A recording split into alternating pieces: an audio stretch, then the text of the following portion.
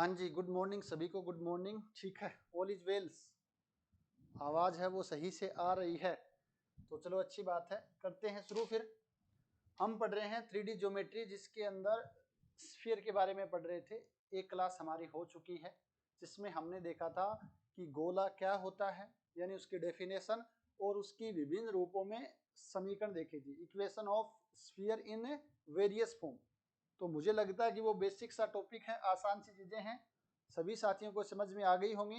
मैं एक बार वापस थोड़ा सा रिकॉल कर देता हूँ। यहाँ पर सबसे पहले गोले की केंद्रीय रूप में समीकरण, सेंट्रल फॉर्म,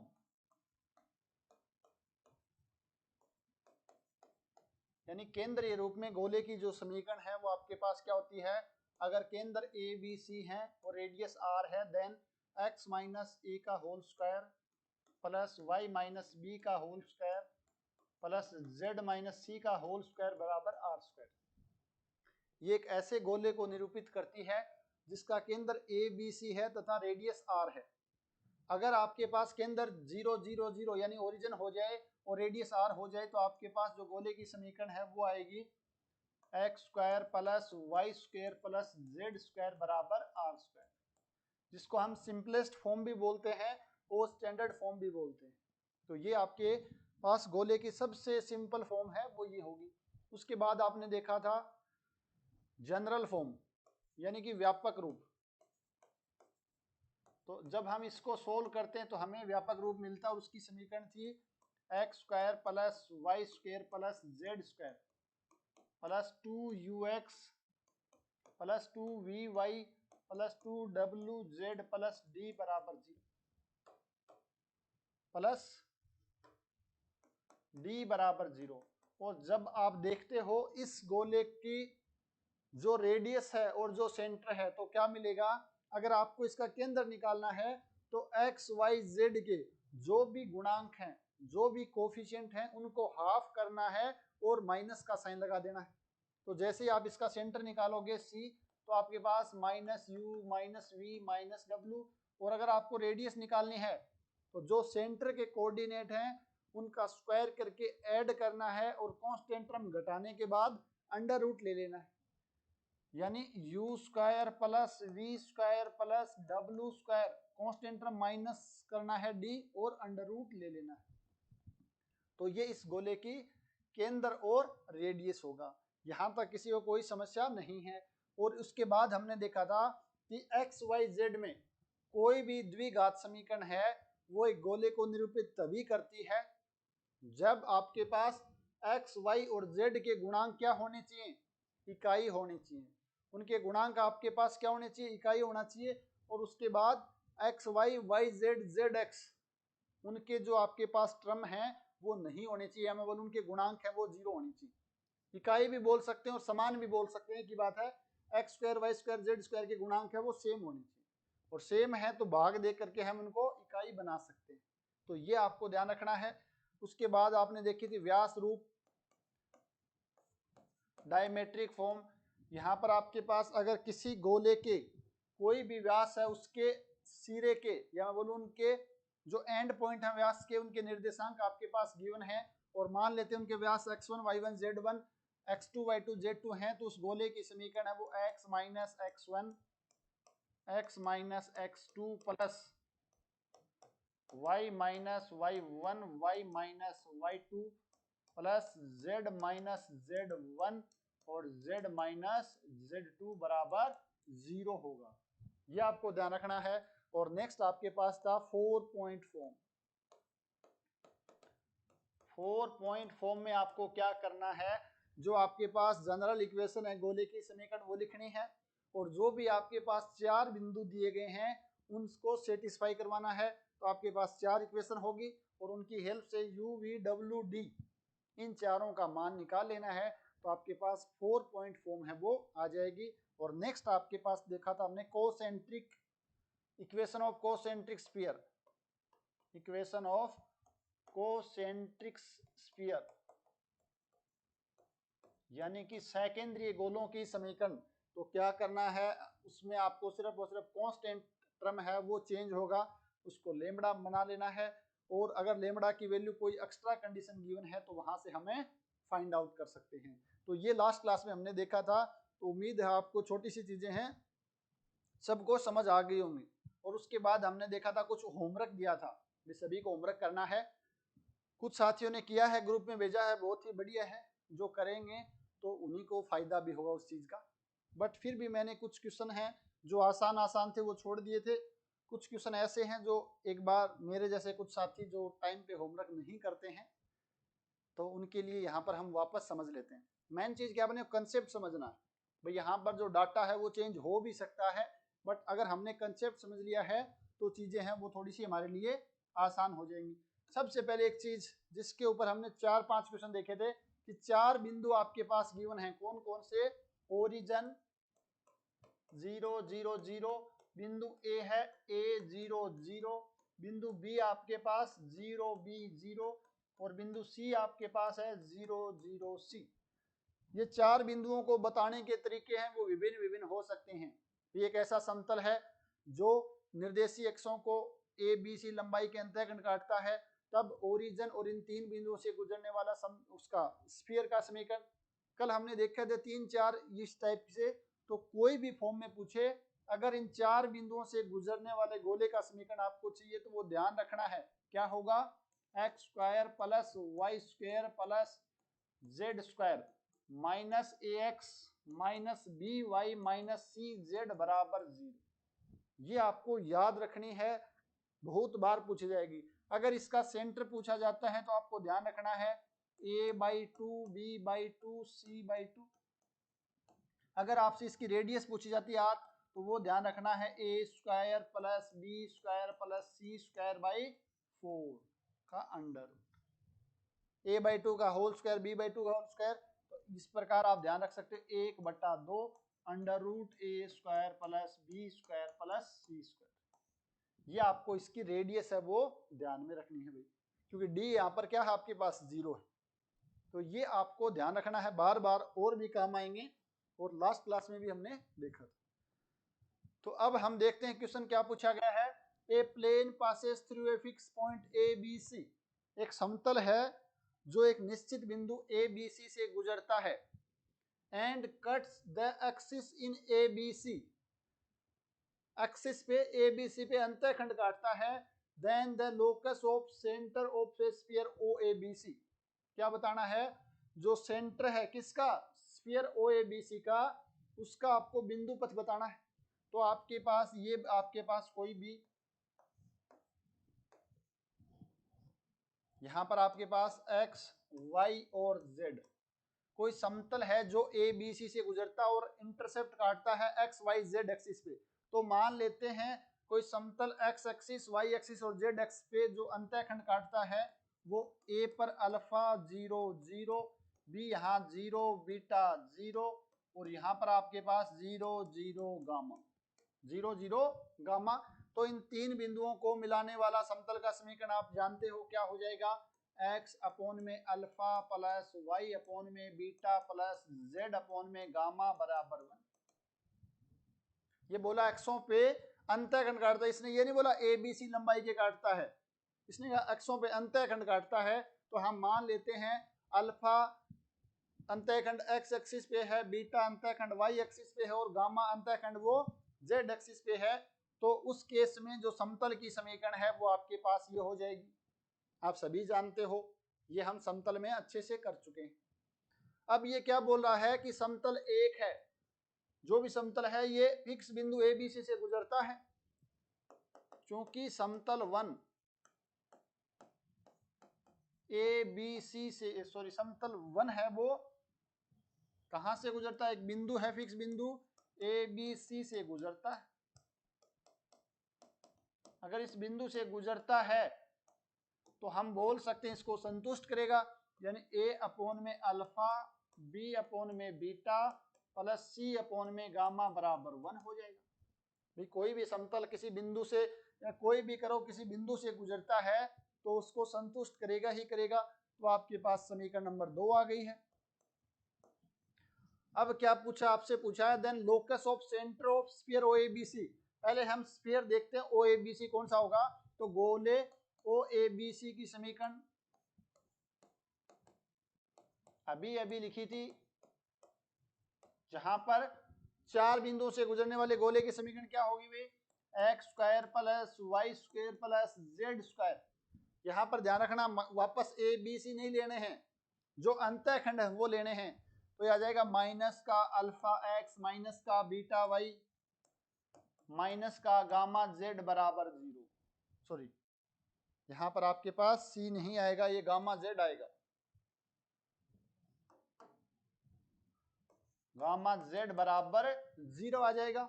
ये आपके पास क्या आ गया, एक गोले ओ ए बी सी की समीकरण आ गई है। अब इसके केंद्र बताओ भी क्या होंगे, इस गोले के सेंटर है वो क्या होंगे, जल्दी से बताएं।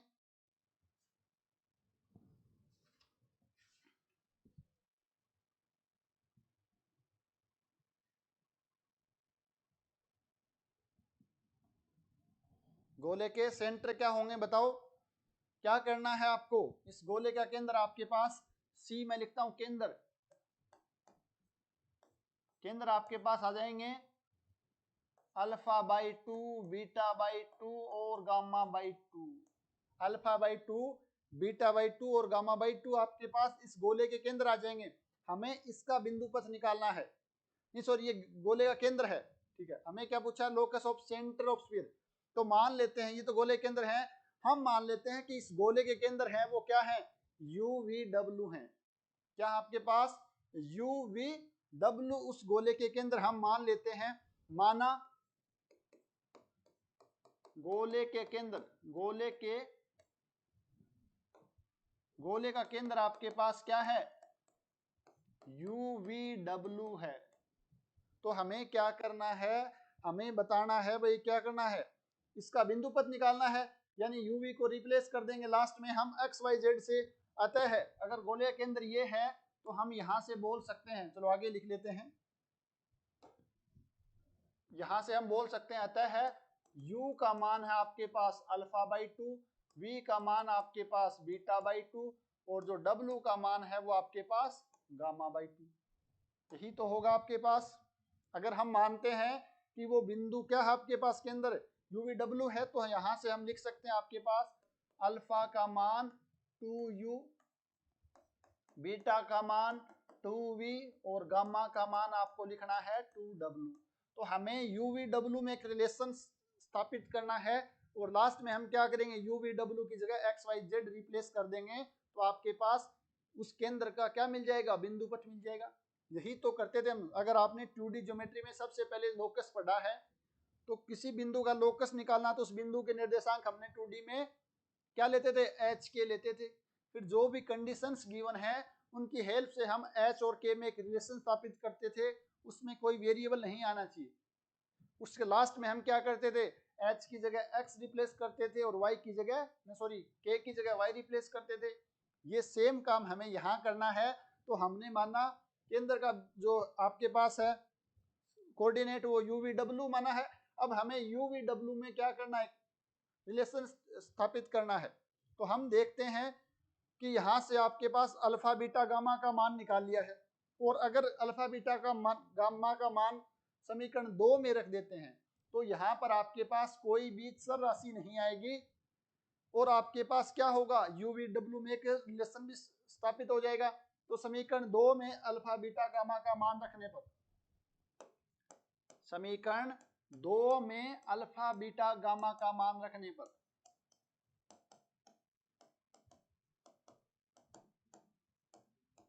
क्या होगा बताओ भाई। जैसे 2 में अल्फा बीटा गामा मान रखेंगे, a अपॉन में 2u प्लस b अपॉन में 2v प्लस c अपॉन में 2w बराबर 1, और 2 को उस साइड ले जाते हैं तो आपके पास a अपॉन में u प्लस b अपॉन में v प्लस c अपॉन में w बराबर 2। अब हमें क्या करना, लास्ट में u v w की जगह x y पुट करना है। अतः है केंद्र का बिंदु पथ, या मैं बोलूं गोले ओ ए बी सी के केंद्र का बिंदु पथ, जो भी आप बोलो, आपके पास आ जाएगा a अपॉन में x प्लस b अपॉन में y प्लस c अपॉन में z बराबर 2। तो ये आपके पास क्या होगा, उस गोले के केंद्र का बिंदु पथ होगा, उस गोले के केंद्र का बिंदुपथ होगा। तो ये ध्यान रखना भाई, बहुत ही अच्छा क्वेश्चन है और लास्ट टाइम असिस्टेंट प्रोफेसर में पूछा भी गया है। तो ये देखो क्वेश्चन, अगर आपको अब क्या करना, आपको ये क्वेश्चन अच्छे से समझ लिया है, कोई समस्या भी नहीं है। गुरुजी एक्सपायरिंग डेट के बाद भी वीडियो देख सकते हैं क्या? वीडियो देखो आपके पास कभी भी देख सकते हो जब तक आपका एग्जाम नहीं होता है। जैसे ही आपका एग्जाम होगा उसके बाद ये कोर्स आप नहीं देख सकते हो, ठीक है ना। वैलिडिटी आपको बताइए एग्जाम तक है, चाहे एग्जाम 6 महीने में हो, चाहे एग्जाम 2 साल में हो, एग्जाम तक आपके पास रहेंगे। एग्जाम खत्म होने के बाद ये कोर्स है ये हट जाएगा यहाँ से, उससे पहले पहले देख लो। आप एक्सपायरिंग डेट की बात ही मत करो, ठीक है। तो ये देखा हमने यहाँ पर, माना गोले का केंद्र ये हो गया है। अब यहाँ पर देखो ये स्टैंडर्ड क्वेश्चन है भाई, हम एग्जाम में अगर इस क्वेश्चन को अभी कर लिया है और एग्जाम में करेंगे तो कम से कम 2 मिनट तो हमें लग जाएंगे। तो ऐसे क्वेश्चन जो बोलते हैं ना याद करने वाले, जो कुछ लोग बोलते हैं याद करने हैं, तो ऐसे क्वेश्चन को आपको क्या करना, एज ए रिजल्ट के तौर पर ध्यान रखना। क्या ध्यान रखना है? एक आपके पास समतल है जो एबीसी से गुजरता है, एक समतल एबीसी से गुजरता है। दूसरा ये निर्देशीय अक्षों पर काटता है एबीसी पर। तीसरा जो ओ है, ए है, बी है, सी है, इन 4 बिंदुओं से गुजरने वाला कोई आपके पास वर्त होगा। तो इस वर्त के केंद्र के निर्देशांक आपको क्या मिलेंगे? तो आपको ध्यान रखना ये ए बी सी है, तो आपके पास ए अपॉन में एक्स, बी अपॉन में वाई, सी अपॉन में जेड बराबर 2 होगा। अब इस प्रकार आपको ध्यान रखना है। अब यहां पर बोल दे कि कोई बिंदु 1 2 3 से गुजरने वाला कोई आपके पास समतल है, निर्देशीय अक्षों वो ए बी सी पर काटता है, तो आपको जो ओ ए बी सी केंद्र वो मिलेगा स्फीयर गोला। उस गोले के केंद्र का बिंदुपथ क्या होगा? तो आप डायरेक्ट बता सकते हो 1 upon x plus 2 upon x plus 3 upon x बराबर 2। तो इसको आप याद नहीं करना है, जबकि आपके पास ये स्टैंडर्ड फॉर्म में है, ए बी सी आपके पास स्टैंडर्ड फॉर्म है। इसके मान जैसे जैसे बदलेंगे वैसे वैसे आपको अलग अलग मान है वो मिलते रहेंगे। तो कंसेप्ट समझने के बाद आपको अपने शॉर्ट नोट्स में है वो इसको लिख लेना है, क्योंकि ऐसे क्वेश्चन है वो यहाँ पर मान ए बी सी की जगह पी क्यू आर भी दे सकता है, कुछ भी दे सकता है। बट अगर आपको ये ध्यान में है कि ए बी सी से गुजरता है, निर्देशीय अक्षों को ए बी सी पर निर्देशीय अक्षों को काटता है, कोई भी हो उसके पास हमने अल्फा बीटा गामा माना है, कुछ और भी कोऑर्डिनेट ले सकते हो। तो जो गोला मिलेगा ओ ए बी सी, उसके जो केंद्र का बिंदुपथ है वो ये होगा। ये आपको ध्यान रखना है। अब ये नहीं हम वहां पर जाके कैलकुलेशन करें, इस चीज का थोड़ा सा आपको ध्यान रखना भाई। तो ये अच्छा क्वेश्चन था, शानदार क्वेश्चन है, पूछा जा सकता है भाई, अच्छे से कर लेना है। ये एक बार स्टेट में ही पूछा गया है, यहाँ पर पूछा गया, 1-2 एग्जाम में और पूछा गया होगा, तो अच्छे से कर ले में।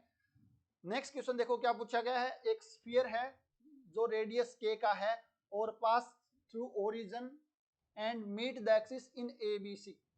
क्या बोल रहा, देखो दोबारा एक बार, एक गोला है जिसकी त्रिज्या के है, त्रिज्या के है, जो ओरिजिन से पास होता है और निर्देशीय अक्षों को ए बी सी पर मिलता है। Sorry. Then centroid of triangle A B C, जब तब त्रिभुज ए बी सी है, उसका जो केंद्रक है वो कहां पर लाई करेगा? वो बोल रहा है इस गोले पे लाई करेगा। तो पहले तो बोल क्या रहा आपके पास, देखो ये बोल रहा है कि आपके पास एक गोला है, एक गोला है जो रेडियस आर है, ओ ए बी सी से गुजरता है। ये आपके पास ए है, ये बी है, ये सी है, इससे गुजरता है। और जो ट्राइंगल त्रिभुज ए बी सी बनता है, इसका जो केंद्रक है वो आपके पास कहाँ मिलेगा? इस स्फीयर पे लाई करेगा, ये बताना है। तो सबसे पहले ओरिजिन और ए बी सी, यहाँ पर मैं ले सकता हूँ एक एक कोऑर्डिनेट ए 0 0, ये आपके पास 0 B 0 और ये 0 0 C ले सकता हूं, क्योंकि यहाँ पर कहीं पर यूज नहीं कर रहा है, जबकि लास्ट क्वेश्चन में A B C fix point दे रखा था, तो वहां पर हम लेते तो हम कंफ्यूज हो सकते थे। यहाँ पर ए बी सी कहीं पर नहीं दिया गया है, तो हम लिख सकते हैं गोले ओ A B C, O A B सी गोले का समीकरण। क्या आपके पास गोले का समीकरण आप डायरेक्ट लिख सकते हो, A X square plus Y square plus Z square minus A X minus B Y minus C Z बराबर 0। अब ये आपके भाई देख अच्छे से हो जाना चाहिए, ये दिमाग में नहीं आना चाहिए कैसे लिखा है सर। ये 4 बिंदु हैं, ओरिजिन है, ए बी सी है, इनसे गुजरने वाले गोले का समीकरण ये है। ये बोल रहा है कि गोले की त्रिज्या है वो k है, लेकिन हम जानते हैं इस गोले की त्रिज्या तो आपके पास कितनी होती है, A square plus B square plus C square का अंडर रूट बटा 2, यह आपके पास k है। तो यहां से दोनों तरफ स्क्वायर करके आप लिख सकते हो क्या, A square plus B square plus C square बराबर 4k स्क्वायर। चूंकि ये त्रिज्या होती है गोले की और ये बोला ये तो k है, तो यहां से हमने ए बी सी और k में क्या कर दिया, एक रिलेशन है वो स्थापित कर दिया है। ये समीकरण नंबर 1 है, ये समीकरण नंबर 2। ये हमें गिवन थी, 4 बिंदुओं से गुजरने वाले गोले का समीकरण, रेडियस k है तो हमने ये लिख दिया। हमने अभी तक कुछ काम नया नहीं किया, अब हम करेंगे। अब हमसे पूछ रहा है the centroid of triangle ABC. त्रिभुज एबीसी का केंद्रक आप सभी जानते हो, मैंने सबसे पहली क्लास में 3D में यही बताया था, त्रिभुज का केंद्रक। और चाहो तो मैं यहां पर वापस लिख देता हूं, त्रिभुज एबीसी का केंद्रक। अगर त्रिभुज एबीसी का केंद्रक पूछा, एबीसी के कोऑर्डिनेट आपके पास क्या है, एबीसी के आपके पास जो कोऑर्डिनेट है वो x1 y1 z1 x2 y2 z2 x3 y3 z3 है। तो इसका जो केंद्रक है वो हो जाएगा x1 plus x2 plus x3 बटा 3, y1 plus y2 plus y3 बटा 3 और z1 plus z2 plus z3 बटा 3। यही होता है त्रिभुज ए बी सी का केंद्रक। और अगर इसी प्रकार हम चतुष्फलक ए बी सी डी, कोई भी आपके पास 4 बिंदु हैं, वही x1 y1 z1 x2 y2 z2 x3 y3 z3 और x4 y4 z4 से गुजर, जिसके शीर्ष हैं, चतुष्फलक के शीर्ष हैं, तो उस केस में आपके पास जो उसका केंद्रक होगा, केंद्रक है भैया सेंट्रोइड का केंद्र, केंद्र नहीं केंद्रक, क्या हो जाएगा बताओ, x1 plus x2 plus x3 plus x4 by 4, y1 plus y2 plus y3 plus y4 by 4, z1 plus z2 plus z3 plus z4 by 4। क्योंकि 3D में हम बात कर रहे हैं तो आपके पास x y z 3 ही कोऑर्डिनेट होंगे, 3 हैं तो 3 का भाग दे दिया, 4 हैं तो 4 का भाग दे दिया, ये आपके पास चतुष्फलक का केंद्रक मिल जाएगा। तो हमें यही बोला है कि त्रिभुज ए बी सी का केंद्रक का बिंदु, अच्छा ये पूछा कि कहां पर लाई करेगा, ये बताना है। त्रिभुज ए बी सी का केंद्रक, भाई त्रिभुज ए बी सी का केंद्रक है वो आपके पास क्या है बताओ, आपके पास त्रिभुज ए बी सी का केंद्रक हम मान लेते हैं, माना त्रिभुज ए बी सी का केंद्रक क्या है आपके पास, अल्फा बीटा गामा है।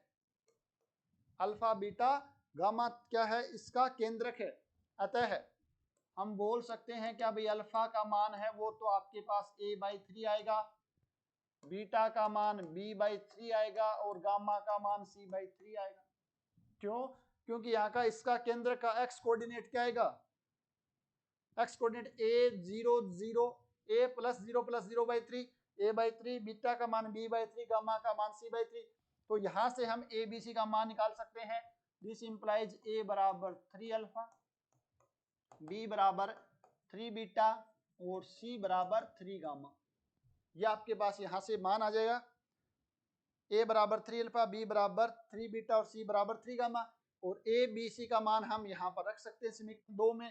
जैसे a b c का मान समीकरण 2 में रखते हैं तो आपके पास 3 कॉमन आ जाएगा, alpha square plus beta square plus gamma square बराबर 4k स्क्वायर। लास्ट में क्या करना है, अल्फा बीटा गामा की जगह एक्स वाई जेड रिप्लेस करना है, तो आपके पास X square plus Y square plus Z square, साथ में 3 है और ये आपके पास, सॉरी 3 का स्क्वायर है तो 9 आएगा भैया, ये आपके पास 9 बन जाएगा। स्क्वायर करते हैं तो ये आपके पास 9 आ जाएगा और ये आपके पास 4k स्क्वायर आ जाएगा, 4k स्क्वायर आ जाएगा। बताओ भी कितना आसान क्वेश्चन है। कब आसान है, जब आपको पता है किसी त्रिभुज का केंद्र क्या होता है। अब देखो आपको थोड़ा सा यहाँ पर ध्यान देने वाली चीजें हैं, इस क्वेश्चन को भी हमें क्या करना है, ध्यान में रखना है। क्या गिवन है आपके पास, आपके पास एक गोला है जो ओ ए बी सी से गुजरता है। दूसरी चीज, उस गोले की त्रिज्या के है, गोले की त्रिज्या के है, तो आपको बताना है जो त्रिभुज ए बी सी बनेगा उसका केंद्रक है वो किस गोले पे लाई करेगा, वो कहां पर है लाई करेगा, वो आपको बताना है। तो आपने देखा कि अगर रेडियस के है तो वो आपके पास X square plus Y square plus Z square बराबर 4/9 के स्क्वायर गोले पर लाई करेगा। इसको मैं ऐसे लिख सकता हूं क्या, 4/9 के स्क्वायर। तो यही तो आपको ध्यान रखना है। अब क्या कि के त्रिज्या वाला गोला जो ओ ए बी सी से गुजरता है, तो त्रिभुज ए बी सी का जो केंद्रक है, त्रिभुज ओ ए बी सी का जो केंद्रक है वो इस गोले पे लाई करेगा। अब यहाँ पर वो ज्यादा से ज्यादा क्या कर सकता है, वो ज्यादा से ज्यादा बोल सकता है कि गोले की त्रिज्या है वो 3 है, 3 त्रिज्या वाला गोले का समीकरण है जो ओ ए बी सी से गुजरता है। तो त्रिभुज ए बी सी के केंद्रक है वो कहां पर लाई करेगा, तो के का मान जैसे ही 3 रखेंगे तो x square plus Y square plus Z square बराबर 3 या 9 आपके पास 4 आ जाए। तो ऐसे स्पेशल केस बना के वो दे सकता है। तो ये हमें याद नहीं रखने हैं, बट ये वाला जो है आपके पास इसको थोड़ा सा आपको ध्यान में रखना है, समझते हुए ध्यान में रखना है कि कई बार अगर भूल भी गए तो हम इस प्रकार इसको सोल्व भी कर सकते हैं। अच्छा क्वेश्चन है, शानदार क्वेश्चन है, आपको ये भी ध्यान रखना है। नेक्स्ट क्वेश्चन देखो भाई, आपके पास क्या पूछा गया है यहाँ पर, एक sphere of constant radius 2k, एक आपके पास गोला है जिसकी रेडियस 2k है, passes through the origin and meet the ABC. Same वही लैंग्वेज है, k की जगह यहाँ पर 2k लिया हुआ है, बाकी सेम लैंग्वेज है। Then locus of centroid of tetrahedron OABC is. तो आपसे क्या पूछा है, तो जो चतुष्फलक बनेगा ओएबीसी उसके केंद्रक का बिंदु पथ क्या होगा। सेम प्रोसेस वही करना है। सबसे पहले गोले ओएबीसी का समीकरण क्या होगा बताओ भाई, गोले का समीकरण आपके पास हो जाएगा X square plus Y square plus Z square minus A X minus B Y minus C Z बराबर 0। इस गोले की त्रिज्या 2k है, तो हम जानते हैं इसकी त्रिज्या का स्क्वायर कर लेते हैं डायरेक्ट ही भाई, बटा 2 या 4/4 आ जाएगा, स्क्वायर करेंगे तो आपके पास 4k स्क्वायर। तो यहां से आप देखोगे तो A square plus B square plus C square बराबर 16k स्क्वायर। ये समीकरण नंबर 1 था, ये समीकरण नंबर 2 है। अब हम देखें चतुष्फलक ओ A B C, चतुष्फलक O A B सी के केंद्रक, क्या केंद्रक आप जानते हो क्या आएंगे, ओ आपके पास 0 है, ए का मान ए है, फिर 0 0, तो a/4 b/4 c/4 आएगा। हम मान लेते हैं, माना चतुष्फलक ओ ए बी सी के केंद्रक अल्फा बीटा गामा है, तो यहां से आपके पास ये दोनों बराबर हैं, तो यहां से आप देखोगे तो ए का मान आपके पास कितना आ जाएगा 4 अल्फा, बी का मान आपके पास 4 बीटा और सी का मान आपके पास 4 गामा आ जाएगा। जैसे ए बी सी का मान यहां रखेंगे 16 के आपके पास कॉमन आ जाएगा, तो यहां से आपके पास बाई इक्वेशन 2 से आप देखोगे तो x square y square plus Z square बराबर के स्क्वायर। लास्ट में अल्फा बीटा को क्या रख देंगे, एक्स वाई जेड रख देंगे, तो आपके पास ये आ जाएगी कि उसका जो केंद्रक है उसका बिंदु पथ है वो आपके पास ये वाला गोला आ जाएगा। तो सेम वही प्रोसेस किया है, बट आपको कंसेप्ट अगर समझ में आ गया तो आप इसको कर भी सकते हो, अदरवाइज ध्यान में भी रखना सेम लैंग्वेज वो है, त्रिज्या 2k है, तो चतुष्फलक का पूछता है तो आपके पास ये आ जाएगा। अब त्रिज्या आपके पास दे दे कि 4 त्रिज्या का है, तो k का मान कितना आ जाएगा 2k बराबर 4, तो k का मान 2, तो x square plus Y square plus Z square बराबर k स्क्वायर यानी 2 का स्क्वायर आ जाएगा। तो ये स्टैंडर्ड क्वेश्चन है, इनको भी थोड़ा सा ध्यान रखना ताकि हम अपना टाइम बचा सकते हैं। तो समझ में आ गया, कुछ भी नहीं इसमें, लास्ट वाला है वही सेम प्रोसेस है। A plane passes through a fix point A B C, एक समतल है जो ए बी सी से गुजरता है, तो आपको बताना है कि locus of a foot of perpendicular to it from the origin is a sphere O A B C. ये मैं करवा चुका हूं, फिर भी आप एक बार दोबारा देख लो छोटा सा। ये आपके पास कोई भी एक समतल है जो बिंदु ए बी सी से गुजरता है, ओरिजिन से इस पे क्या डालना है, लंब डालना है, ओरिजिन से इस पे लंब डालना है। और मान लेते हैं कि लंब का जो बिंदु पथ आपके पास जो लंब है वो आपके पास अल्फा बीटा गामा पे आ रहा है, जो लंब है वो आपके पास अल्फा बीटा गामा पे आ रहा है। तो आपको क्या बताना है, तो इसका बिंदु पथ बताना है। तो मान लेते हैं अल्फा बीटा गामा, लास्ट में हम इसको एक्स वाई जेड से रिप्लेस कर देंगे। तो आप जानते हो कि ए एम वेक्टर और ओ एम वेक्टर लंबवत है, ओ एम वेक्टर है वो परपेंडिकुलर है ए एम वेक्टर के। This implies O M dot A M बराबर 0 हो जाएगा। और जैसे हमने ओ एम रखा तो ओ एम आपके पास ओ एम आपके पास क्या है, alpha beta gamma, A M vector alpha minus A beta minus A gamma minus A. तो डॉट डॉट प्रोडक्ट करेंगे तो आ जाएगा alpha alpha minus A plus beta beta minus B plus gamma gamma minus C बराबर 0। जैसे alpha beta gamma की जगह x रखेंगे तो यह आ जाएगा X square plus Y square plus Z square minus A X minus B Y minus C Z बराबर 0। तो ये आपके पास क्या आ जाएगा, उस गोले का समीकरण आ जाएगा, उस गोले का समीकरण आ जाएगा। तो यहां से आप देख भी सकते हो, यहां से आप क्या देख सकते हो, यहां से ध्यान रखना है कि ऐसा समतल जो एबीसी से गुजरता है, ऐसा समतल है जो एबीसी से गुजरता है, बस इतनी चीज गिवन है। दूसरी चीज आपको यहां पर गिवन है या पूछा गया है कि इस समतल पर अगर हम मूल बिंदु से लंब पाद का जो डालते हैं तो उसका बिंदु पथ क्या होगा, यानी बिंदु एम का बिंदु पथ क्या होगा। तो वहां पर उस केस में जो एम का बिंदु पथ है वो आपके पास स्फीयर होगा, और ये स्फीयर आप अच्छे से जानते हो, तो इसको भी आपको डायरेक्ट ध्यान में एज ए रिजल्ट के तौर पर रख सकते हो भाई। तो ये कुछ होमवर्क थे आपके पास, कुछ क्वेश्चंस थे जो लास्ट क्लास में हमने छोड़ दिए थे, हालांकि काफी साथियों ने कर भी लिए होंगे, फिर भी ये मेरी जिम्मेदारी थी कि मैं आपको एक बार थोड़े से कंसेप्ट हैं वापस समझा दूं। जो आसान क्वेश्चन थे वो मैंने यहाँ पर डिस्कस नहीं किए, वो तो बिल्कुल किसी के रेडियस निकालने हैं, किसी का सेंटर निकालना है तो वो आप कर सकते हो। ये अच्छे क्वेश्चन थे, स्टैंडर्ड क्वेश्चन थे, इसलिए मैंने यहाँ पर इनको डिस्कस करना वो थोड़ा सा उचित समझा। तो यहाँ तक आपका फर्स्ट सेगमेंट है वो पूरा होता है, स्फीयर का जो क्या है, गोला क्या होता है और गोले की विभिन्न रूपों में समीकरण क्या होती है। तो वहां से जो जो क्वेश्चन बनते थे अच्छे इंपॉर्टेंट क्वेश्चन मैंने कर दिए हैं, उसके अलावा कुछ क्वेश्चन बच भी गए हैं, 8-10 क्वेश्चन, कुछ एग्जाम्पल है, कुछ क्वेश्चन है, तो वो आप बुक से कर लें। बीएससी की बुक ले आओ, चाहे आपके पास जेपीएच वाली हो, चाहे आपके पास नवकार पब्लिकेशन वाली हो, कोई भी बुक हो उसके क्वेश्चन हैं वो आपको कर लेना है अच्छे से।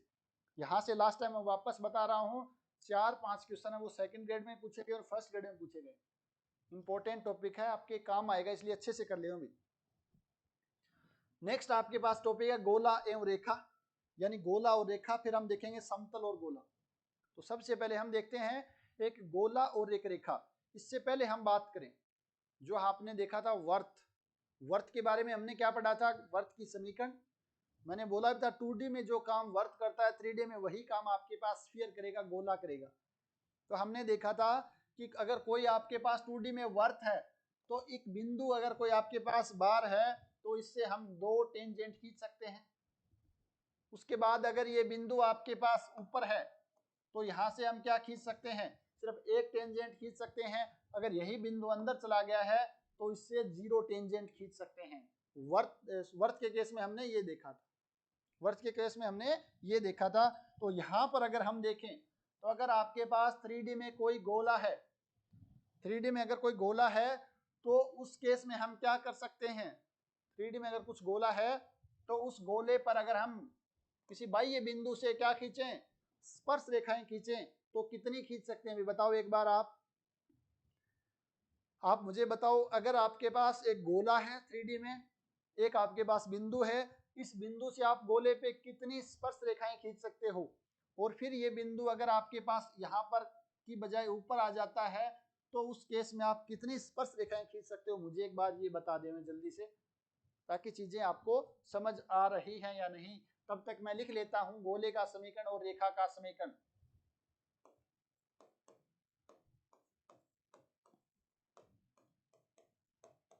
माना रेखा का समीकरण आपके पास x माइनस एक्स 1 अपॉन में l, y minus y 1 upon में m और z माइनस z 1 अपॉन में n है, तथा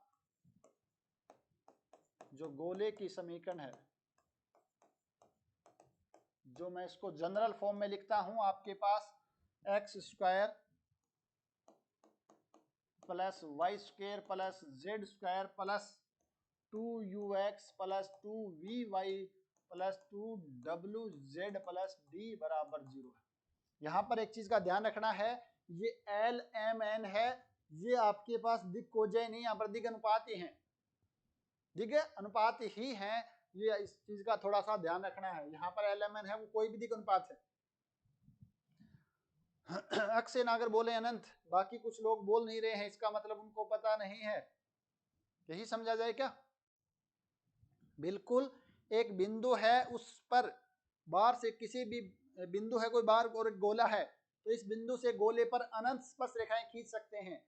आप देखो फुटबॉल को समझ सकते हो, थोड़ा सा विजुलाइज करना, तो फुटबॉल है, एक बिंदु है, इस पे आप खींचोगे स्पर्श रेखाएं तो कितनी होंगी? अनंत होंगी, अनंत स्पर्श रेखाएं खींच सकते हैं।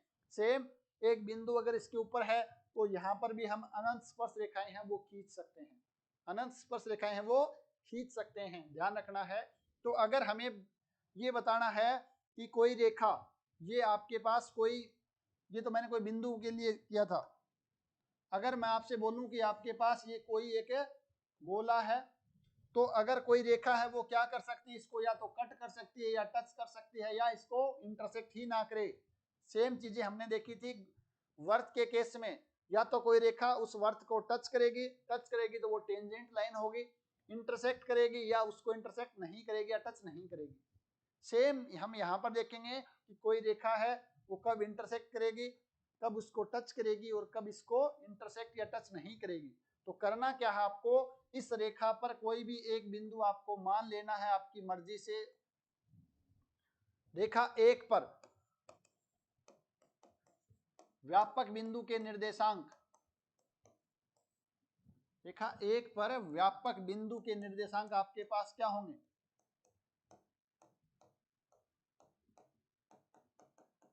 बताओ भी कितने होंगे? आप सभी जानते हो, आप कहोगे sir x1 plus L lambda, y1 plus m lambda और आपके पास z1 प्लस n लेमड़ा।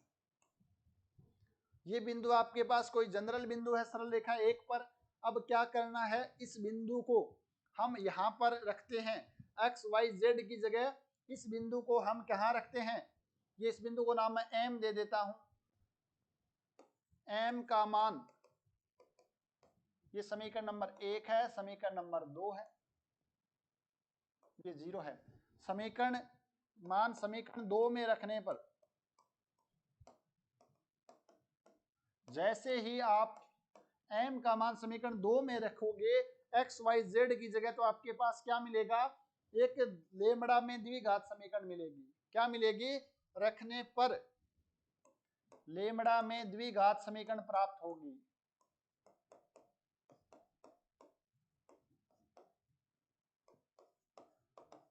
और द्विघात समीकरण कोई मिलती है तो उस द्विघात समीकरण के रूट यानी लेमड़ा के मान क्या हो सकते हैं, या तो रियल होंगे और डिस्टिंक्ट होंगे, दूसरी चीज आपके पास रियल और इक्वल होंगे, और तीसरी केस आपके पास इमेजिनरी होंगे। तो वो कौन डिसाइड करता है, वो उसका डिस्क्रिमिनेंट यानी विवेचक डिसाइड करता है। तो डी का मान या तो ग्रेटर देन 0 होगा, डी का मान इक्वल 0 होगा, या डी का मान लेस देन 0। डी का मान ग्रेटर देन 0 होने का मतलब क्या है कि रूट हैं वो समान हैं और डिफरेंट हैं, ना सॉरी, रूट हैं वो रियल है और डिस्टिंक्ट हैं। तो रियल और डिस्टिंक्ट होने का मतलब ये वाला सॉरी भाई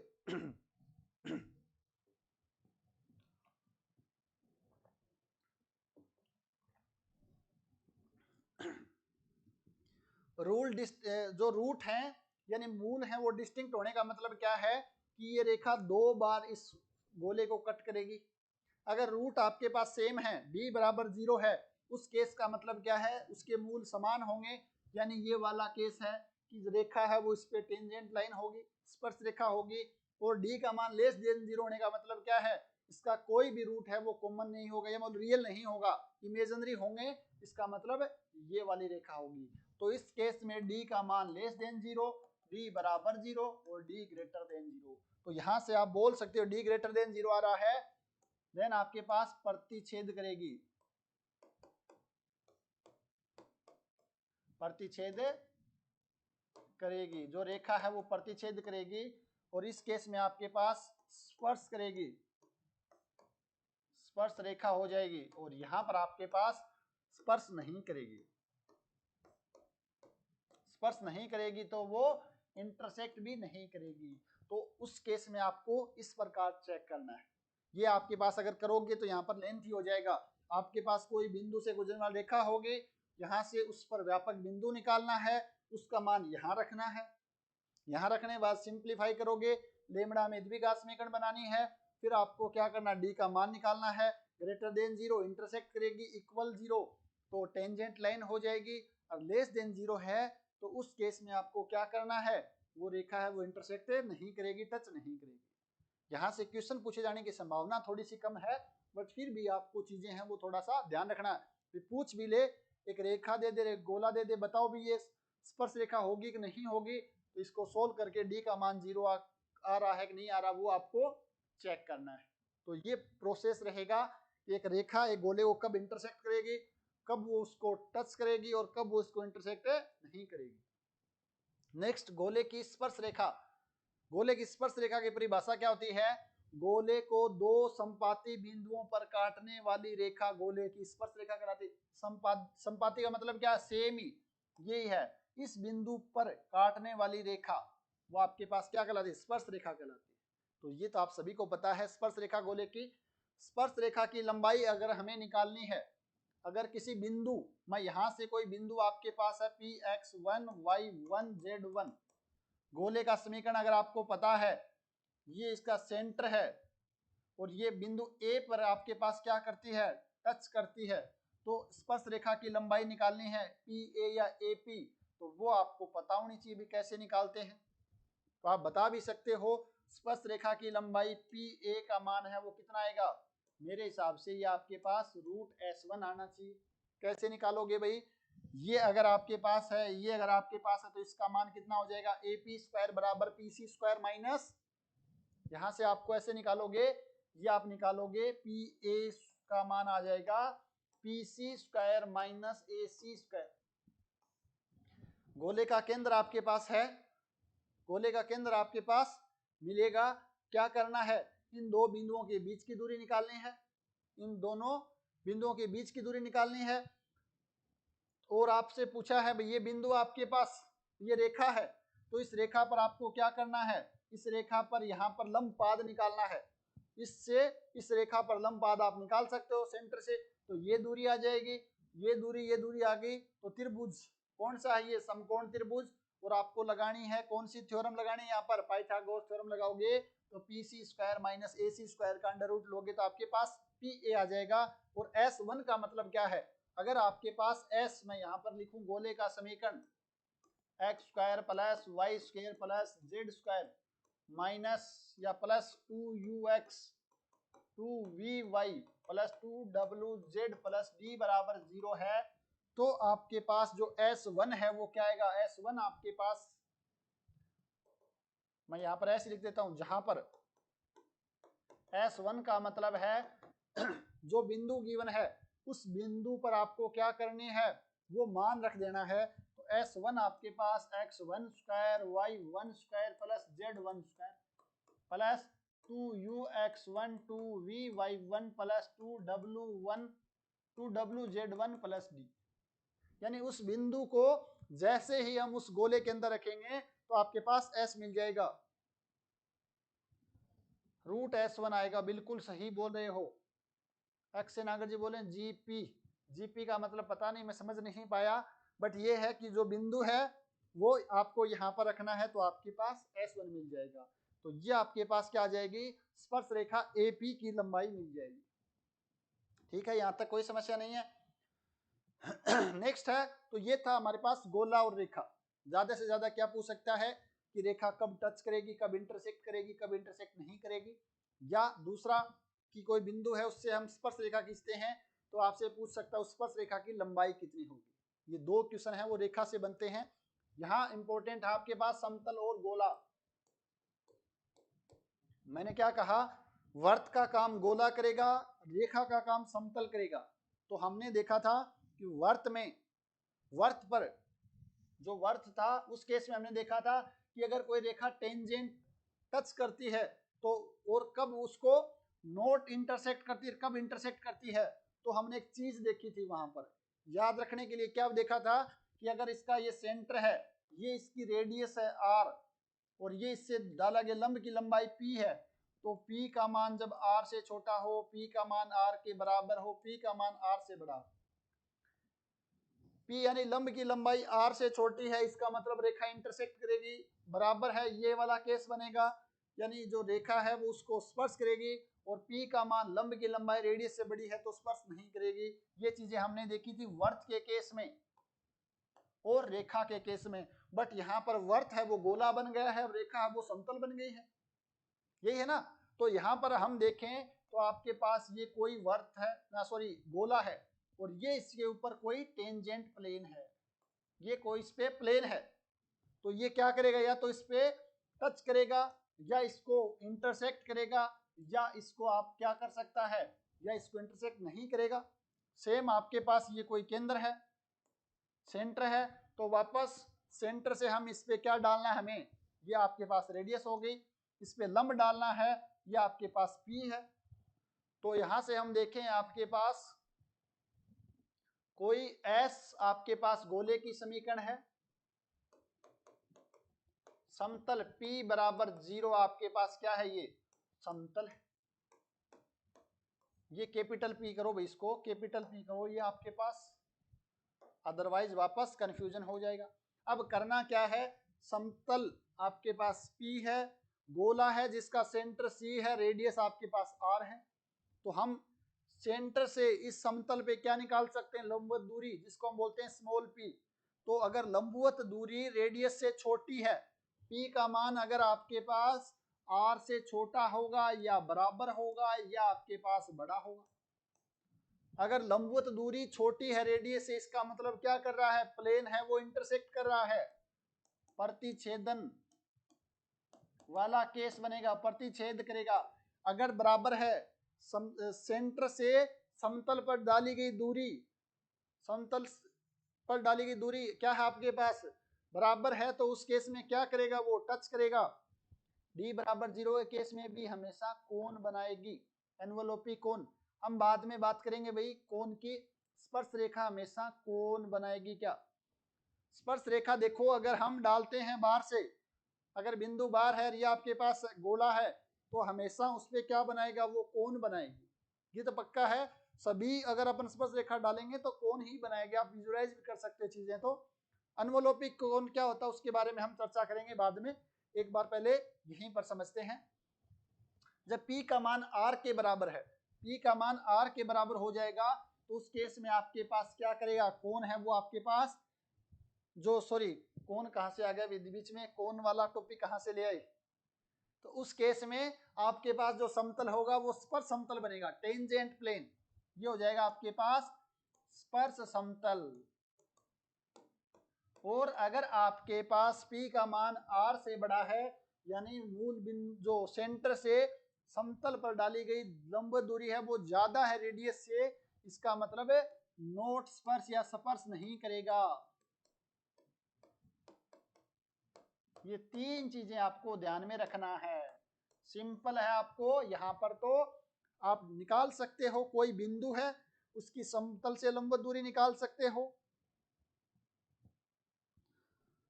और दूसरी चीज आप क्या कर सकते हो, उस बिंदु से आप क्या कर सकते हो, लंबवत दूरी, और आपको रेडियस पता है, तो आप आसानी से ये चीजें देख सकते हो कि पी आर के बराबर है, छोटा है या बड़ा है। ये हमने अच्छे से देखा था, वर्त के अंदर भी देख लिया था, सेम प्रोसेस यहाँ पे करना है। तो अगर r का मान बराबर है तो स्पर्श समतल होगा, condition of tangency, condition of tangency. अगर प्रतिच्छेद करता है तो क्या बनेगा वो भी देखेंगे। अगर गोला है आपके पास, इसको कोई समतल प्रतिच्छेद करता है तो आप कहोगे सर उस केस में तो हमारे पास क्या बनेगा, उस केस में हमारे पास एक वर्त बनेगा, उस केस में हमारे पास एक वर्त बनेगा। तो इस वर्त के बारे में भी बात करेंगे। अगर ये टच करता है तो कंडीशन ऑफ टेंजेंसी की भी बात करेंगे। तो इनके बारे में वन बाय वन करके हमें चर्चा करेंगे। तो देखते हैं सबसे पहले गोले का समतलीय परिच्छेद, plane section of a sphere, यानी जब आपके पास P का मान R से छोटा है उस केस में आपके पास क्या होगा, जो गोला है उसको समतल है वो परिच्छेद करेगा, और जब परिच्छेद करता है तो उस केस में हमें क्या मिलेगा, उस केस में हमें मिलेगा आपके पास ये वाला वर्त। और जब यही वर्त केंद्र से गुजर जाएगा तो इसको हम बोलते हैं ग्रेट सर्कल, वृहत वर्त। वो क्या होता है उसके बारे में चर्चा करेंगे। पहले आपके पास कोई भी एक स्फीयर गिवन है जिसके कोऑर्डिनेट मैं बोलता हूं समीकरण x square plus Y square plus Z square plus 2ux plus 2vy 2wz plus d बराबर 0। और एक आपके पास प्लेन है जो आपके पास ax प्लस by या lmn ले लेते हैं, lmn ले लेते हैं क्योंकि यहाँ पर d आएगा तो वो गड़बड़ करेगा। तो l x plus m Y plus N z बराबर या plus l x plus m Y plus N Z plus यहाँ पर हम क्या लें ताकि वहां पर समस्या ना हो, P यहाँ पर आ गया है, थोड़ा सा कंफ्यूजन की स्थिति ना हो। तो मैं एक बार देख लेता हूँ बुक में क्या लेके चल रहा है, वही अपन ले लेते हैं ताकि आप बुक से पढ़ोगे तो चीजें हैं वो आपके मिक्सअप ना हो। यहाँ पर इसने P ले रखा है भाई, P लेंगे तो वापस से समस्या हो जाएगी भाई। चलो स्मॉल p ले लेते हैं, तो स्मॉल p ले लेते हैं, p बराबर 0। थोड़ा सा ध्यान रखना है, ये वाला p यहाँ पर हमने लिखा है, ये p लंबवत दूरी है, वो सेंटर से उस समतल पर लंबवत दूरी है। ये p है कैपिटल P, ये प्लेन को बताता है, और ये वाला p है वो यहाँ पर कांस्टेंट टर्म को बताता है। तो थोड़ा सा कंफ्यूज नहीं होना, हालांकि आप सभी इंटेलिजेंट विद्यार्थी हैं तो ऐसी समस्या नहीं आएगी आपके। तो ये हमें गिवन है, ये इंटरसेक्ट कर रहे हैं, ये इंटरसेक्ट कर रहे हैं तो हमें क्या मिलेगा, ऐसा एक वर्त मिलेगा, आपको दिख रहा है। तो अब हमें क्या करना है, इस वर्त का समीकरण निकालना है। और मैं बोलूं कि ये दोनों एक साथ, ये समीकरण किसकी है, वर्त की समीकरण है। तो एक गोला है और एक समतल है, अगर हम इन दोनों को एक साथ लिखते हैं तो ये किसको रिप्रेजेंट करता है, ये वर्त को रिप्रेजेंट करता है। और हमने देखा था कि दो समतल की समीकरण एक साथ लिखते हैं तो वो एक सरल रेखा को निरूपित करती है, वो एक सरल रेखा को निरूपित करती है। तो ये ध्यान रखना, ये आपके पास क्या है, एक वर्त को बताती है। और कौन सा वर्त है, जो इनके इंटरसेक्शन से मिलता है। अब हमें क्या निकालना है, इस वर्त की त्रिज्या निकालनी और इस वर्त का केंद्र निकालना है। तो ये वर्त आपके पास है, इसकी त्रिज्या और इसका केंद्र निकालना है। तो इसकी त्रिज्या आपके पास देखो PM ये वाली है, ये इसकी क्या है, इसकी त्रिज्या है। यहां पर जो PM है ये इस वर्त की त्रिज्या है। ये यहां से C सेंटर है इस गोले का, तो ये इस पे लंब डाला है। तो सेंटर से इस समतल पर हम लंब दूरी निकाल सकते हैं, उसको हमने वापस क्या नाम दिया है, P स्मॉल p। यहां भी स्मॉल p है, ये तो गड़बड़ होगी भाई, ये तो यहाँ पर कुछ गड़बड़ होगी। वापस से P बहुत ज्यादा बार आ रहा है, तो मैं यहाँ पर कुछ और ले सकता हूँ क्या, कुछ और लेंगे तो भी समस्या है। कोई नहीं, इसको मैं P डैश नाम दे देता हूँ, P डैश नाम दे देता हूँ, ये P डैश है, ठीक है ना। सेंटर से समतल पर लंबवत दूरी है वो P डैश है, और ये इस गोले की क्या है, रेडियस यानी कि त्रिज्या R है। अगर हमें R चाहिए, अगर हमें क्या चाहिए, वर्त की त्रिज्या, तो आप कहोगे सर उसको तो हम कैपिटल R मान लेते हैं, जिसका मान आपके पास कितना आ जाएगा, small r square minus P dash का स्क्वायर। R आपके पास उस गोले की त्रिज्या है, और P डैश आपके पास क्या है, मूल बिंदु से नहीं सॉरी गोले के केंद्र से समतल पर डाली गई लंबवत दूरी, जो आप निकाल सकते हैं, एक बिंदु से एक समतल की लंबवत दूरी आपको निकालनी आती है। तो आपके पास ये क्या आ जाएगा, उसकी रेडियस आ जाएगी। जहां आर गोले की त्रिज्या, और जहां मैं बात करूं आपके पास पी डैश, तो गोले के केंद्र, गोले के केंद्र से समतल की लंबवत दूरी, समतल की लंबवत दूरी है। ये दो चीजों आपको पता है। हमेशा जब भी करो आपको डायग्राम बनाना है। जब भी इस टाइप का क्वेश्चन आता है, रेडियस पूछी जाती है या सेंटर पूछा जाता है, आपको डायग्राम बनाना है। सबसे पहले ये लिखो आर, ये आर पूछा है, ये गया, तो त्रिभुज देख के आपके दिमाग में आ जाएगा अच्छा ये रेडियस तो हम निकाल सकते हैं गोले से, केंद्र से हम लंबवत दूरी भी निकाल सकते हैं। तो आर का मान r square minus p dash का स्क्वायर का अंडर रूट आ जाएगा। तो ये आपके पास त्रिज्या आ गई। नेक्स्ट आपसे क्या पूछा जा सकता है, केंद्र। तो केंद्र आपके पास, गोले का केंद्र क्या है भाई, गोले का केंद्र आप कहोगे सर वो तो एम है, और एम आपके पास क्या है, लंब पाद का निर्देशांक है। सेंटर से, गोले के केंद्र से समतल पर लंब पाद के निर्देशांक, केंद्र क्या आपके पास एम, एम आपके पास आ जाएगा केंद्र से, किसके केंद्र, गोले के केंद्र से, केंद्र से समतल पर लंब पाद के निर्देशांक।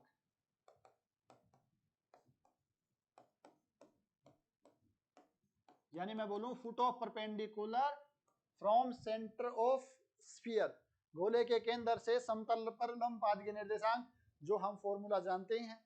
तो इन दोनों की हेल्प से इस केंद्र के केंद्र, इस वर्त के केंद्र और त्रिज्या है वो निकाल सकते हैं। आसान सा डेरिवेशन है, कुछ ज्यादा करना नहीं है। दो चीजें आपसे पूछी जा सकती हैं, एक तो केंद्र पूछा जा सकता है और एक त्रिज्या पूछी जा सकती है। तो अगर डायग्राम बना लोगे तो ये वाला आसानी से आप कर सकते हो। नेक्स्ट क्या है, वृत्त, वर्त, ग्रेट सर्किल। यानी अगर आपके पास ये कोई गोला है या आपके पास इसका कोई सेंटर है, तो अगर आपके पास कोई समतल इससे गुजरता है, अगर कोई समतल केंद्र से गुजरता है, तब उस केस में वो जो आपके पास सर्कल बनेगा, जो उस केस में आपके पास वर्त बनेगा, वो वर्त क्या कहलाता है, ग्रेट सर्किल कहलाता है। यदि समतल, यदि समतल गोले के केंद्र से गुजरता हो,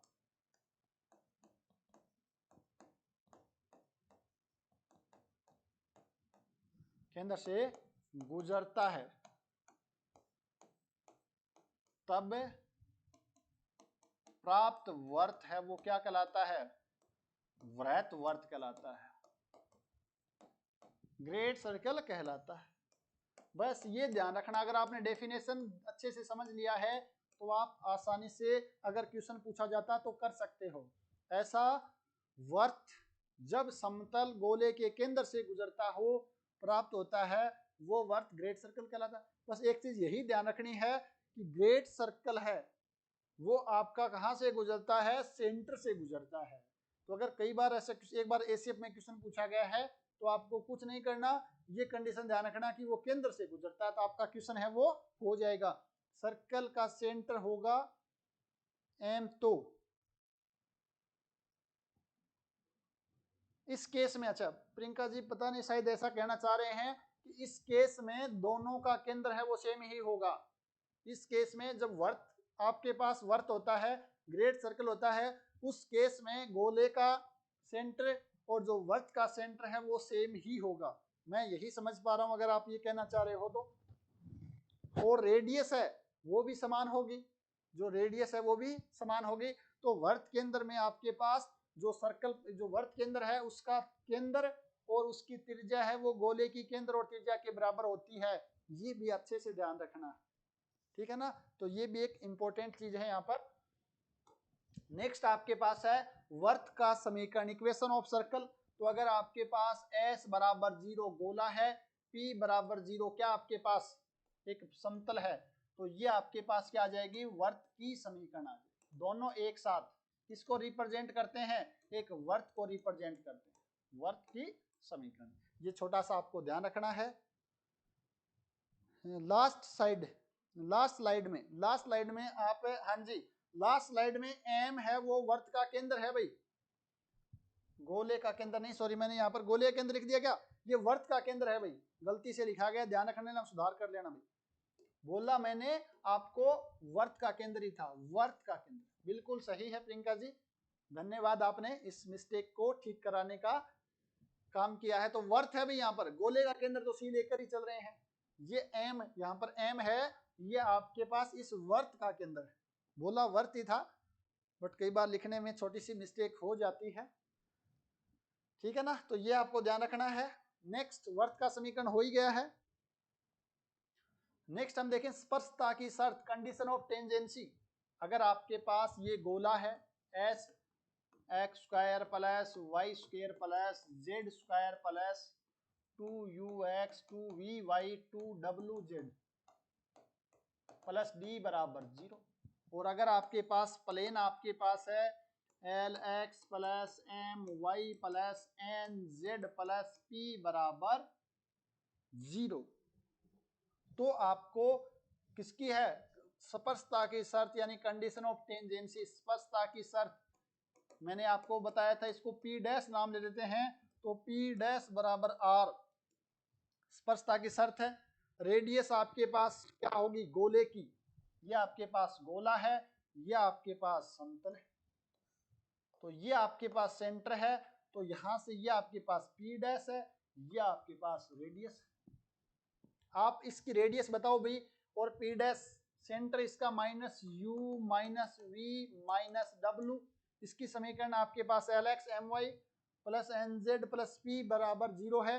तो पहले तो आपको निकाल लंबवत दूरी पी डैश, तो आप कहोगे minus l u minus m we minus n डब्ल्यू प्लस पी अपॉन में क्या करना है l square plus M square plus N square, ये लंबवत दूरी है मॉडुलस के साथ।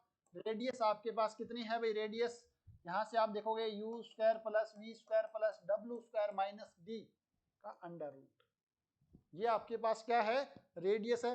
दोनों तरफ स्क्वायर कर देते हैं तो आपके पास कितना आ जाएगा भाई, L U plus M we minus या plus N W minus P का whole square, this is equals to, ये उधर चला जाएगा U square L square plus M square plus N square, और ये आ जाएगा U square plus we square plus W square minus D.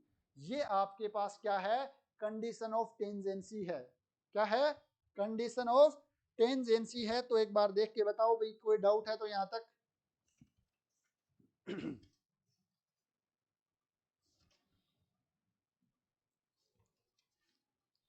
जल्दी से बताओ भाई, यहां तक कोई समस्या किसी को हो रही है तो। कंडीशन ऑफ टेंजेंसी है वो बहुत ज्यादा आसान है, कोई समस्या आनी भी नहीं चाहिए,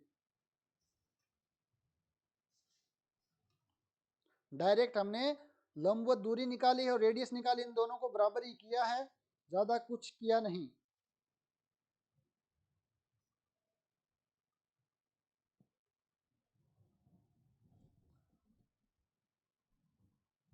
माइनस एल यू, ठीक है, यू वी डब्ल्यू, एक बार थोड़ा सा चेक कर ले में, कुछ गड़बड़ हो तो कैलकुलेशन में एक बार दोबारा चेक कर ले में भाई।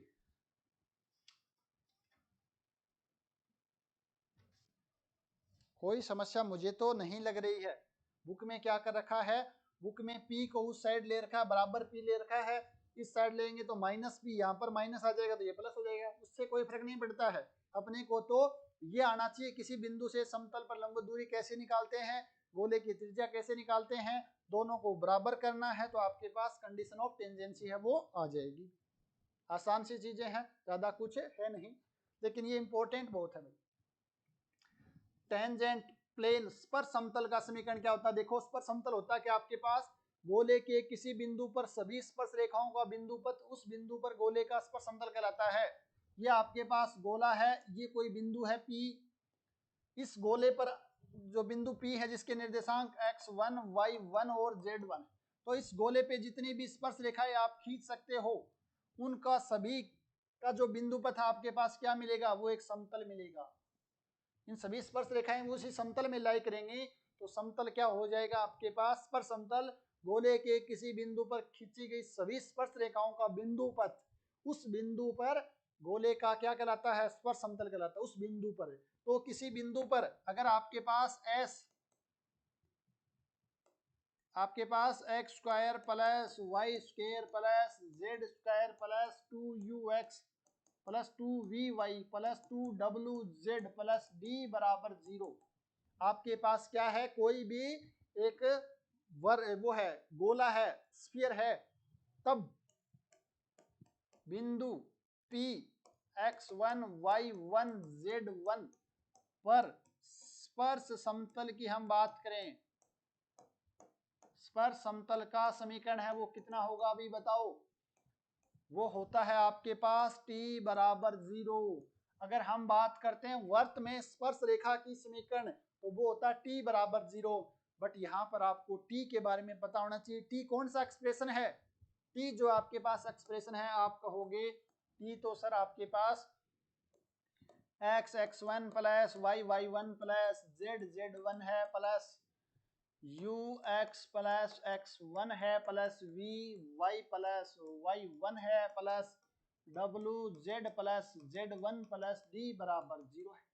अगर आपने वर्त नहीं पढ़ा है तो ये आपको नहीं समझ में आएगा कैसे आया है, क्योंकि टी के बारे में हमने बात की थी जब हमने पढ़ा था 2D, चाहे वर्त उठाओ, चाहे दीर्घवर्त, चाहे अति परवलय, चाहे परवलय, उन सभी में ये काम आता है। तो मैं एक बार वापस बता देता हूँ, टी जो एक्सप्रेशन है, जो टी हम यहाँ पर काम में ले रहे हैं वो कैसे मिलता है, वो मिलता हमें एक्स स्क्वायर को रिप्लेस करना है एक्स x1 से, वाई स्क्वायर को रिप्लेस करना है वाई y1 से, जेड स्क्वायर को रिप्लेस करना है जेड z1 से, x को रिप्लेस करना है x प्लस x1/2 से, y को रिप्लेस करना है y प्लस y1/2 से, और z को रिप्लेस करना है z प्लस z1/2 से, और xy को रिप्लेस करना है xy को रिप्लेस करना है xy1 प्लस x1y/2 से, xz आपसे चाहिए तो xz1 प्लस x1z/2 से, और अगर आपको चाहिए yz तो वो आपको मिलेगा y1z प्लस yz1/2। ये तो देखो आसान है, रिप्लेसमेंट एक्स स्क्वायर को x x1, y स्क्वायर को y y1, z स्क्वायर को z z1, ये भी आसान है, x को x प्लस x1/2, y को y प्लस y1/2, z को z1 प्लस z1/2।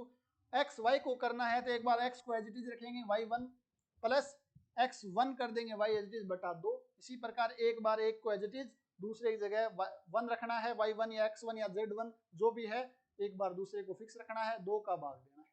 तो ये अगर रिप्लेसमेंट करते हैं किसी भी द्विघात समीकरण में, यहाँ पर आपके पास द्विघात समीकरण ये थी, तो इस एक्सप्रेशन को हमने नाम दिया टी। ये टी जहां पर भी लिखा टी बराबर 0, तो टी का मतलब आपके पास ये वाला एक्सप्रेशन है जो हमें इस रिप्लेसमेंट से मिलता है, इस रिप्लेसमेंट से मिलता है, ध्यान रखना, ये वेरी वेरी इंपॉर्टेंट है, बहुत ज्यादा काम आएगा। तो एक बार वापस से समझ लेना इस चीज को जिन्होंने पहले नहीं देखा हो, ठीक है ना।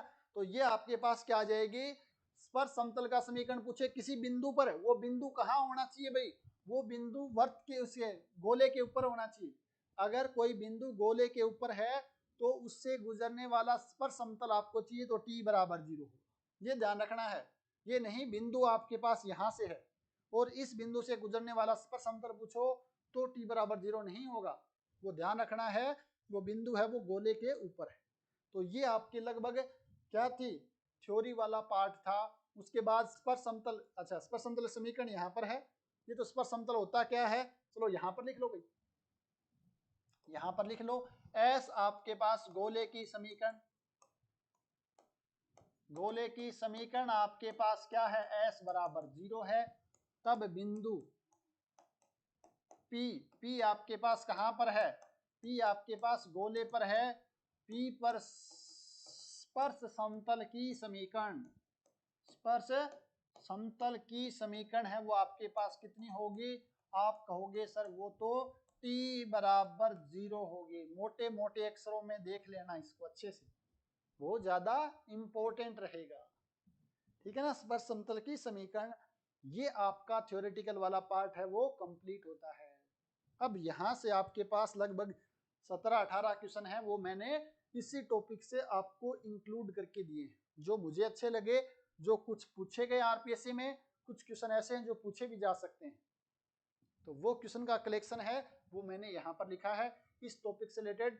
तो आज हमने क्या पढ़ा है, आज हमने पढ़ा एक रेखा और एक गोला, यानी रेखा कब इंटरसेक्ट करेगी, कब उसके स्पर्श करेगी, कब वो इंटरसेक्ट नहीं करेगी, किसी बिंदु से जो वर्त के बाहर है, जो गोले से बाहर है, उससे अगर हम टेंजेंट खींचें तो उसकी स्पर्श रेखा की लंबाई कितनी होगी। फिर मेन टॉपिक आता है समतल और गोला, समतल कब इंटरसेक्ट करेगा, कब टच करेगा, कब टच नहीं करेगा। अगर इंटरसेक्ट करता है तो हमें वर्त मिलता है, उस वर्त की समीकरण क्या होगी, उस वर्त का केंद्र क्या होगा, उस वर्त की त्रिज्या क्या होगी। अगर त्रिज्या और केंद्र पता है तो उसकी समीकरण भी हम लिख सकते हैं। फिर हमने देखा कि अगर वो वर्त केंद्र से गुजरता है तो वो ग्रेट सर्कल या वर्त कहलाता है। फिर हमने देखा अगर वो वर्त इंटरसेक्ट ना करके, सॉरी जो प्लेन है गोले को इंटरसेक्ट ना करके टच करता है तो वो आपके पास स्पर्श समतल कहलाता है। तो उसकी क्या कंडीशन है, कंडीशन ऑफ टेंजेंसी देखी है, उसके बाद उसे कौन से की स्पर्श समतल की समीकरण देखी है। तो ये हमने आज की क्लास में थ्योरी पढ़ी है, बहुत ही छोटी सी थ्योरी है। इस थ्योरी के ऊपर आपको क्वेश्चन है, जो होमवर्क है, आज की क्लास है वो काफी लंबी हो चुकी है, पहले आपको करने हैं ये सारे क्वेश्चन, उसके बाद में जो क्वेश्चन आपको नहीं आएंगे वो क्वेश्चन मैं बताऊंगा। तो क्या क्वेश्चन है, देखो पहला, एक समतल के द्वारा गोले का परिच्छेद एक वर्त है तो आपको बताना है। बहुत आसान क्वेश्चन है, एसीएफ में पूछा गया था। क्या पूछा है, ये समतल अगर इस गोले को काटता है तो एक वर्त मिलता है, तो क्या कंडीशन होगी आपको ये बतानी है भाई। ठीक है, नेक्स्ट आपको क्या बताना है यहाँ पर question, radius and centre of a circle given by the equation. ये आपके पास एस यानी गोला है, ये आपके पास प्लेन है, ये गोला है। इन दोनों एक साथ किसको रिप्रेजेंट करते हैं, एक वर्त को रिप्रेजेंट करते हैं। तो उस वर्त की आपसे क्या पूछी है, रेडियस पूछी और केंद्र पूछा है, जो मैंने बताया था निकालने का तरीका, ये करना है। नेक्स्ट सेम ही क्वेश्चन है वो यहाँ पूछा है, एक गोला है और एक प्लेन है, तो उससे जो आपको वर्त मिलेगा उसकी रेडियस और सेंटर बताना है। फिर आपको बताना है उस गोले की समीकरण जो इस बिंदु से गुजरता है और साथ में इस सर्कल से गुजरता है। तो छोटी सी चीज मैंने वहां नहीं बताई थी तो मैं यहाँ बता देता हूँ एक बार। अगर आपके पास कोई भी एक सर्कल है, अगर आपके पास कोई सर्कल है एंड सर्कल आपके पास क्या होगा, सर्कल आपके पास, सर्कल की बजाय मैं ऐसे लिखूं, एस आपके पास कोई भी एक गोला है और P आपके पास कोई भी एक समतल है। तो समतल और गोले से गुजरने वाला जो आपके पास गोले की समीकरण है, गोले और समतल से गुजरने वाली जो गोले की समीकरण है वो S प्लस लेमड़ा P बराबर 0 से डिनोट करते हैं। ये मैंने एक कंसेप्ट भूल गया था तो वो आप थोड़ा सा देख लेना एक बार। क्या है, गोले की समीकरण है, समतल की समीकरण है। तो इस गोले और इस समतल से गुजरने वाला जो आपके पास गोला है, उस गोले की समीकरण आपके पास S प्लस लेमड़ा P बराबर 0 से दी जाती है। तो यहाँ पर इसने क्या बोला है, इसने बोला है एक स्फीयर है जो इससे पास हो रहा है एंड द सर्कल, इस सर्कल से पास हो रहा है। ये सर्कल क्या है, ये आपके पास S है और ये आपके पास P है, S बराबर 0 P बराबर 0। तो आप इस प्रकार उसे गोले की समीकरण है वो लिख सकते हो। तो ये क्वेश्चन आप कर सकते हो आसानी से। नेक्स्ट आपके पास जो क्वेश्चन है, R अगर रेडियस है इस गोले इस सर्कल की, ध्यान रखना क्या है, सर्कल है, सर्कल होने का मतलब स्फीयर और प्लेन दोनों एक साथ होंगे। ये सर्कल है, ये स्फीयर है और ये प्लेन है, तो ये एक सेंटर को रिप्रेजेंट करता है। तो इसकी रेडियस R है, तो आपको बताना है कि ये वाली चीज है वो होल्ड होगी। और ये आपके पास लैग्रांज इनइक्वालिटी से आएगा, वो भी हम चेक करेंगे कल। फिर है the equation of sphere for which circle है वो ग्रेट सर्कल है। एक ऐसे गोले की आपको समीकरण बतानी है जिसके लिए ये सर्कल, सर्कल का मतलब प्लेन और स्फीयर दोनों एक साथ, ये सर्कल है वो उस गोले के लिए ग्रेट सर्कल है। बहुत अच्छा क्वेश्चन है, आपको अगर थ्योरी अच्छे से क्लियर है तो ये क्वेश्चन आसानी से कर सकते हो। सेम आपके पास वही पूछा है ग्रेट सर्कल वाला। नेक्स्ट आपके पास sphere through the circle and the origin, वापस क्या पूछा, एक ऐसा गोला जो इस सर्कल से गुजरता है और ओरिजिन से पास होता है। नेक्स्ट आपके पास यदि गोला कोई स्पर्श समतल निर्देशीय अक्षों ए बी सी पर अंतःखंड काटता है तो आपके पास क्या होगा, ये आरपीएससी में पूछा गया क्वेश्चन है। एक बार भी देख लो आप, थोड़ा सा यहाँ पर खुद को ही करने हैं, स्क्रीनशॉट ले लेना या बाद में आप इसको देख करके कर सकते हो।